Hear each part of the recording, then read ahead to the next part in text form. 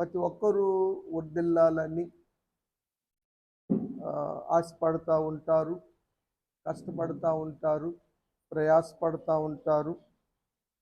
కానీ దేవుని కరుణ లేకుండా అది సాధ్యపడదు అన్న విషయాన్ని వాక్యం తెలియచేస్తూ ఉంది. ఆ విషయాలు మనం ధ్యానం చేద్దాం. రోమాపత్రిక 9వ అధ్యాయము 16వ వచనం.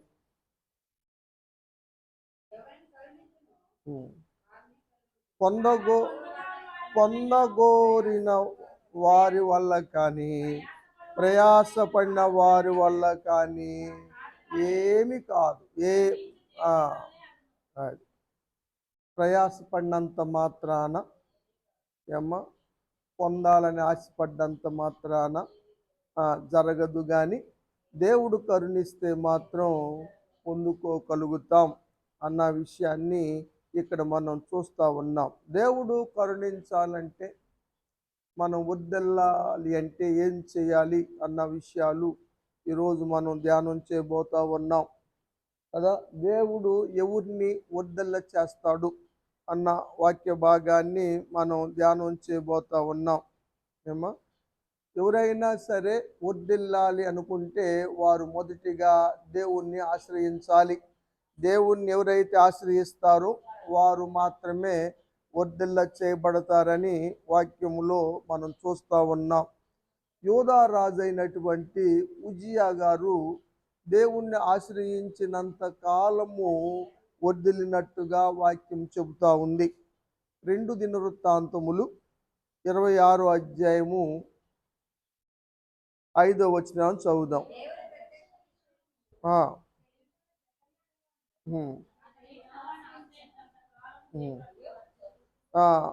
యూదా రాజు అయిన ఉజ్జియా దేవుణ్ణి ఆశ్రయించినంత కాలము దేవుడు ఉజ్జియా రాజుని వర్ధిల్ల చేశాడు.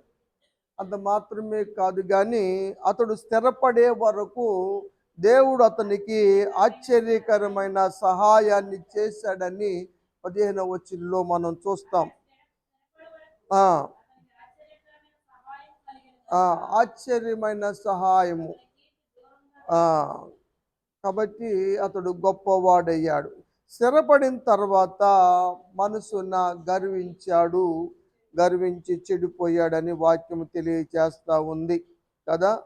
గర్వం అన్నది నాశనానికి ముందు నడుస్తూ ఉంటుందని వాక్యములో మనం చూస్తూ ఉన్నాం. కాబట్టి అతడు చేసినటువంటి పొరపాటు ఒకటి గర్వించటము, రెండవది దేవుణ్ణి ఆశ్రయించటం మానివేయటం, మూడవది యాజకుల మీద కోపం చూపటము, నాలుగవది యాజకులు చేయవలసిన పని తాను చేయటం, అధికారంతో అధికారాన్ని చలాయించాలని ప్రయత్నం చేయటం. వీటి వల్ల అతడు చివరి సమయంలో పతనమైనట్టుగా వాక్యము తెలియచేస్తూ ఉంది. ఆశ్రయించినంత కాలం ఎవరైనా సరే దేవుణ్ణి ఆశ్రయిస్తే తప్పనిసరిగా వారిని వర్ధిల్ల చేస్తాడని ఇక వాక్య భాగంలో మనం చూస్తూ ఉన్నాం. అతడు ఆశ్రయించినంత కాలము వర్ధిల్ల చేయబడ్డాడు, ఆశ్చర్యకరంగా సహాయం పొందుకున్నాడు, స్థిరపడ్డాడని వాక్యము తెలియచేస్తూ ఉంది. కాబట్టి మనం దేవుణ్ణి ఆశ్రయించాలి. దేవుణ్ణి ఆశ్రయించకుండా వర్ధిల్లటం సాధ్యమయ్యే పని మాత్రం కాదు. ఆ సత్యాన్ని అందరూ గుర్తించాలి. ఇంకా దేవుని యందు ఎవరైతే నమ్మకం ఉంచుతారో వారు వర్ధిల్లుతారని దేవుడు సొలొమోను చేత రాయించాడు. సామెతల గ్రంథం 28వ అధ్యాయము 25వ వచనం లాస్ట్ మాటలు మనం చూస్తాం. యెహోవా యందు నమ్మిక ఉంచువారు వర్ధిల్లుదురు. దేవుణ్ణి ఎంతగా నమ్మితే అంతగా దేవుడు వారిని వర్ధిల్ల చేస్తాడు. అబ్రాము దేవుని నమ్మాడు, అది అతనికి నీతిగా ఎంచబడింది. దేవుడు అబ్రాముని వర్ధిల్ల చేశాడు. అది పెద్ద పనుడైనటువంటి ఎలియాజరు ఏం చెప్తాడంటే అబ్రహాము గురించి 24వ అధ్యాయము 34వ వచనంలో, నేను అబ్రహాము దాసుడను, యెహోవా నా యజమాని అని అబ్రహామును ఆశీర్వదించాడు కనుక అతడు గొప్పవాడై. దేవుని ఆశీర్వాదం లేకుండా ఎవరు కూడా గొప్పవారు కాలేరు. కాబట్టి దేవుని నమ్మిన వారు దేవుని ఆశీర్వాదాలు పొందుకుంటారు, వర్ధిల్లుతారు, గొప్పవారు అవుతారని అబ్రహాము జీవితం మనకి రుజువుపరుస్తూ ఉంది. హిజ్కియా రాజు గారు కూడా దేవుని యందు నమ్మిక ఉంచాడు, దేవుణ్ణి ఆశ్రయించాడు, దేవుని పనిని హృదయపూర్వకంగా చేశాడు. అందువలన దేవుడు హిజ్కియా రాజు గారిని వర్ధిల్ల చేశాడని వాక్యంలో మనం చూడగలుగుతున్నాం. 2 దినవృత్తాంతములే 31 అధ్యాయము 20వ వచనం.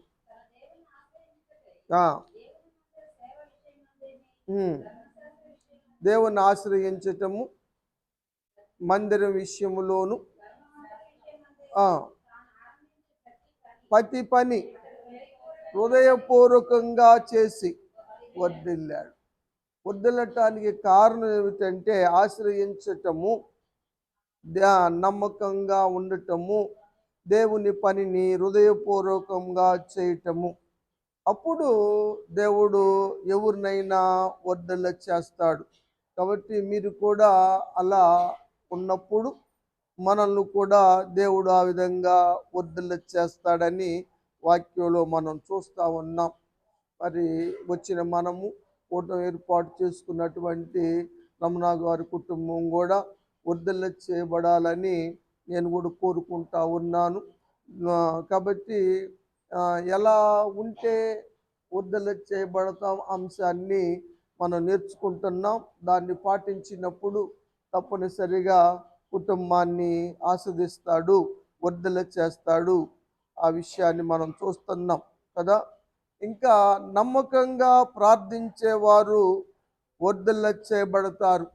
నిజంగా ప్రార్థన చేయటం 145 కీర్తన 18వ వచనంలో ఒక మాట చూద్దాం. నిజంగా మొర పెట్టడం అంటే ఏంటి? అంటే అబద్ధంగా ప్రార్థన చేయటం ఉంటుందా?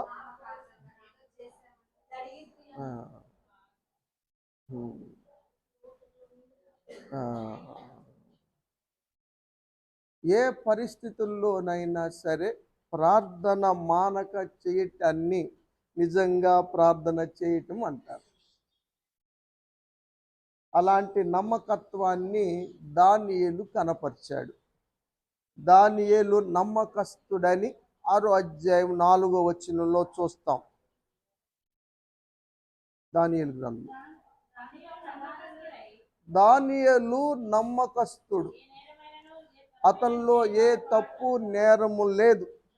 అయితే అతని మీద నేరం మోపాలని సమయం కోసం చూచిన వాళ్ళు రాజుగారు దర్యావేసు గారి చేత శాసనం చేయించి నెల రోజులు ప్రార్థన చేయకోకుండా రాజుగారికి మనవి చేయాలని, అలా రాజుగారికి దగ్గర మనవి చేయకుండా సొంతంగా ప్రార్థన చేసే వారిని సింహాల్లో బోన్లో వేయాలని శాసనాన్ని చేశారు. ఆ శాసనం చేయబడిందన్న సంగతి తెలిసినా కూడా 10వ వచనంలో అనుదినము ప్రార్థన మానలేదు. 3 సార్లు సీక్రెట్గా ఏం చేయలేదు. తలుపులు తెరిచి చక్కగా మోకరించి పొద్దుల 3 పూటల్లా ప్రార్థన చేశాడు దానియేలు. ఆ విషయాన్ని రాజుగారికి చెప్పారు. దానియేలు తీసుకొచ్చి సింహాల్లో బోన్లో వేశారు. దానియేలుని దేవుడు కాపాడాడు కదా.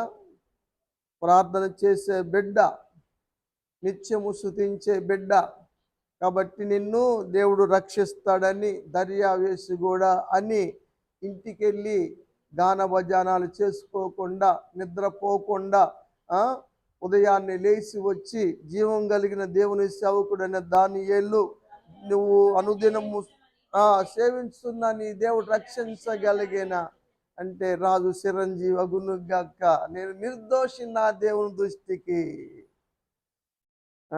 ఎలాంటి ప్రాణాపాయం వచ్చినా కూడా ప్రార్థన మానుకున్న వారు మారని వారు వర్ధిల్లుతారు. 28వ వచనంలో మాట మనం చూస్తాం. దానియేలు కాలాలు మారినాయి, రాజ్యాలు మారినాయి కదా, మాదియా పారసిక రాజ్యాలు మారినాయి కదా, కొరేషు కాలం వచ్చింది. కానీ దానియేలు మాత్రం వర్ధిల్లుతూనే ఉన్నాడు. చీటికి మాటికి ప్రార్థనలు మానేసే వాళ్ళు ఏం వర్ధిల్లుతారా? అప్పులు తీర్చుకోవడం తప్ప. కాబట్టి ప్రార్థనలు మానకూడదు. ప్రార్థన మానని వాళ్ళు వర్ధిల్లుతారు. దేవుణ్ణి ఆశ్రయించిన వారు, దేవుని నమ్మిన వారు, దేవుని పనిని హృదయపూర్వకంగా చేసేవాళ్ళు, ప్రార్థన మానని వారు వర్ధిల్లుతారని వాక్యంలో మనం చూస్తూ ఉన్నాం.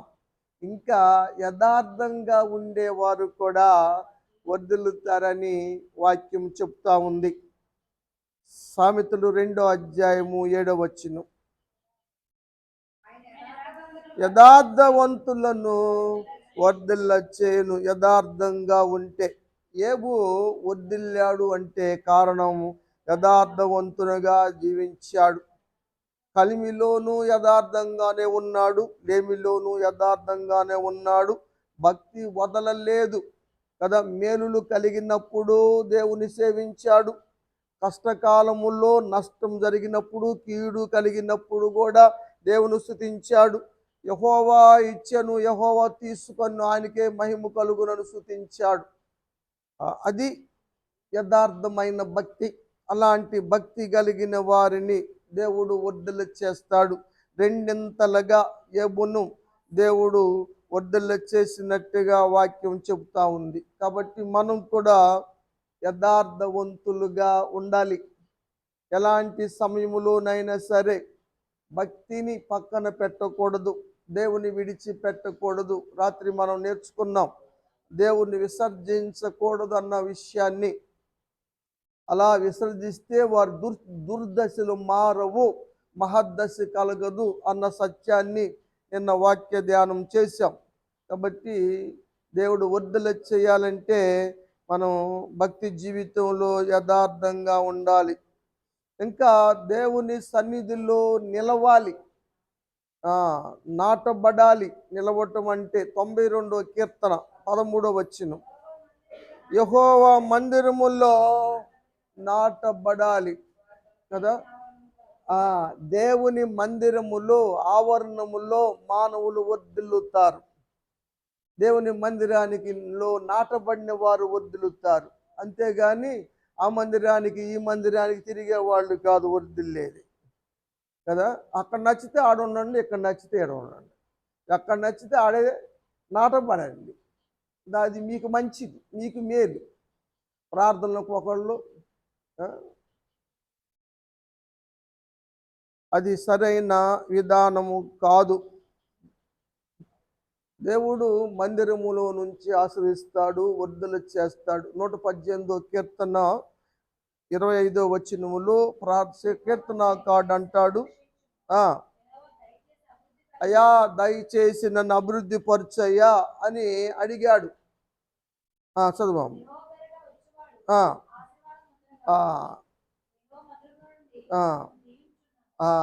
మందిరములో నుంచి దీవిస్తాడు కాబట్టి, మందిరములో నుంచి దీవించబడతారు కాబట్టి మందిరములో వర్ధిల్లుతారు. అందుకని దావీదు అంటాడు, చిరకాలం యెహోవా మందిరములో నేను నివాసము చేసేదను, నేను దేవుని దగ్గర ఒక వరం అడిగి తిని అన్నాడు. దేవుని మందిరములో దేవుని ప్రసన్నతను చూడాలని ఆశపడ్డట్టుగా మనం చూస్తూ ఉన్నాం. మందిరానికి ఎక్కువగా ప్రాముఖ్యత ఇచ్చిన వాళ్ళలో దావీదు గారు, కోరహు కుమారులు ఇచ్చినంతగా ప్రాముఖ్యత ఎవరు ఇవ్వలేదు.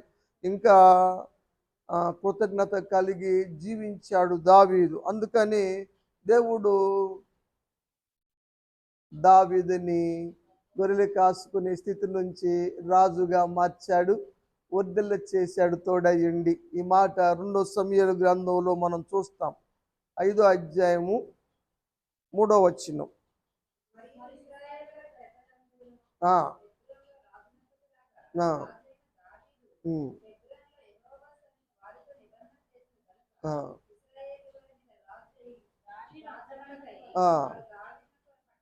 ఆ, దావీదు గారిని రాజుని చేశారు.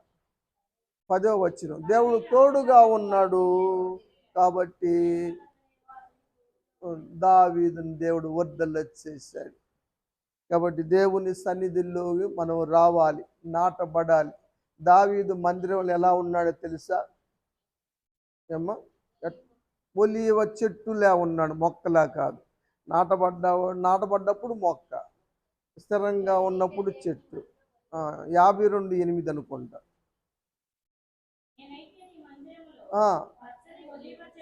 చెట్టు, మొక్క కాదు, చెట్టు వలె మొక్క ఎదిగింది కదా, చెట్టు అయ్యింది, స్థిరపడింది అన్నమాట. ఎందుకంటే నాటబడ్డాడు మందిరంలో. కాబట్టి నాటబడితేనే మనం వర్ధిల్లుతాం, ఫలిస్తాం అన్న విషయాలు ఇక్కడ మనం చూస్తూ ఉన్నాం. కాబట్టి మనం ప్రయాసపడ్డంత మాత్రాన, పొందాలని ఆశపడ్డంత మాత్రాన వర్ధిల్లం. కానీ ఇదిగో దేవుణ్ణి ఆశ్రయించితే అమ్మా, దేవుని నమ్మితే, ఇంకా దేవుని పనిని హృదయపూర్వకంగా చేస్తే, ప్రార్థన చేస్తే, ఎట్టి పరిస్థితుల్లో ప్రార్థన మానక చేస్తే, దేవుని సన్నిధికి వస్తే, యథార్థమైన భక్తి కలిగి జీవిస్తే, దేవుని సన్నిధిలో నాటబడితే మనం వర్ధిల్లుతామని దేవుని యొక్క వాక్యంలో మనం చూస్తూ ఉన్నాం. ఆత్మీయులు, తండ్రులు తన ఆత్మీయ బిడ్డలు వర్ధిల్లాలని కోరుకున్న రీతిగా యోహాను గారు గాయు అయినటువంటి ప్రియుడైనటువంటి గాయుని కోరుకున్నాడు కదా. 3వ పత్రికలో 2వ వచనం, ఆత్మ వర్ధిల్లుచున్న ప్రకారం నీవు అన్ని విషయములో వర్ధిల్లాలి. ఇక్కడ సీక్రెట్ ఏంటంటే, ఆత్మీయంగా బలపడితే, ఆత్మీయంగా వర్ధిల్లితే అన్ని విషయాల్లో వర్ధిల్లుతాం. అమ్మాయి చేసే పనులన్నిటిలో కూడా దేవుడు వర్ధిల్లు చేయనుగాక. భక్తి జీవితంలోను, చేస్తున్న బిజినెస్ విషయంలోను, హోటల్ విషయంలోను, తను చేస్తున్న ప్రతి పనిలో కూడా దేవుడు వర్ధిల్లు చేయనుగాక. పొలాల విషయాల్లో, మరి అన్ని విషయాల్లో కూడా దేవుడు వర్ధిల్లు చేయనుగాక. దేవుడు వర్ధిల్లు చేస్తాడు. ఆ విషయాన్ని వీళ్ళు వర్ధిల్లి సౌఖ్యంగా ఉండాలని, మంచిగా సంతోషంగా ఆనందంగా, బాకీలు లేకుండా, కష్టాలు లేకుండా, అప్పులు లేకుండా, చక్కగా ఉన్నాయన్నీ తీర్చుకొని హాయిగా దైవికంగా బ్రతకాలని మరి కోరుకుంటా ఉన్నాను నేను కూడా, ఆత్మీయ బిడ్డలని మిమ్మల్ని. అయితే షరతులు వర్తిస్తాయి అన్న సంగతి మీకు తెలుసు కదా. కాబట్టి ఇప్పుడు ఎవరు వర్ధిల్లుతారు? ప్రయాసపడ్డవాళ్ళ, కష్టపడ్డవాళ్ళ. అక్కడే అంకె ఒకటి రాశాడు కదా, పొందగోరు వారు, ప్రయాసపడువారన్న అంకె ఉంది. పరిగెత్తటం అన్నమాట. ఎంత పరుగులు పెడతా ఉంటారు పనులు. పాపం అమ్మాయి చాలా పరుగులు పెడతా ఉంది కదా. అంటే ఆ ఇంట్లో నుంచి ఇటు ఇటు అటు ఇటు, పాపం చాలా తగ్గిపోయింది కూడా. అయితే దేవుడు కరుణిస్తే అన్నిట్లో వర్ధిల్లుతారు. దేవుడు కరుణించాలని, ఇప్పుడు చేస్తున్న పనులన్నిటిలో కూడా వర్ధిల్ల చేయాలని, ఉన్న సమస్య నుంచి విడుదల దయచేయాలని నేను కోరుకుంటా ఉన్నాను. దేవుడు తప్పనిసరిగా మరి చెప్పబడిన వాక్యానుసారంగా ఎత్తిపట్టి ప్రార్థన చేసి, ఆ విధంగా మరి దేవుని పనిలో కూడా, మరి ప్రార్థన విషయంలోను, భక్తి విషయంలోను మనం సాధ్యమైనంత వరకు మానకుండా దేవుని సన్నిధికి వచ్చి దేవుని మాటలు విని మరి వర్ధిల్లాలని మీకు అందరికీ నేను తెలియచేస్తూ ఈ మాటలు నేను ముగిస్తూ ఉన్నాను. దేవుడి మాటలు ఆశ్రయించి దీవించునుగాక, ఆశ్రయించునుగాక. అందరూ ఒకటే పాడారా? మీరు సామాన్యులు కదరా మీరు.